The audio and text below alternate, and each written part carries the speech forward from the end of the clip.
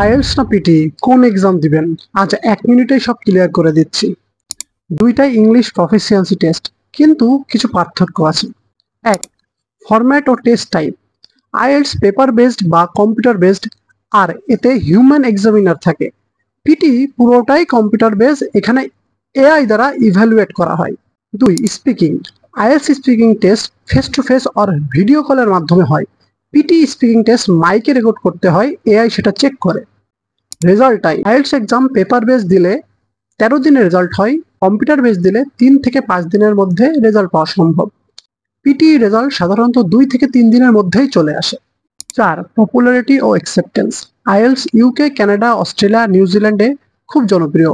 অপরপক্ষে PT Australia, New Zealand, UK, কিছু Canadian institute accept করে, কিন্তু আইএলটিএস এর অ্যাকসেপ্টেন্স একটু বেশি। আপনি যদি হিউম্যান ইন্টারাকশনে কমফোর্টেবল হন তাহলে আপনার জন্য আইএলটিএস ভালো, আর যদি এআই বেস ফাস্ট রেজাল্ট চান তাহলে আপনার জন্য পিটি। আপনার গোল আর কমফোর্ট অনুযায়ী বেছে নিন, কারণ দুইটাই ভ্যালিড। আরও স্টাডি অ্যাব্রড টিপস পেতে এখনই ফলো করুন। ধন্যবাদ।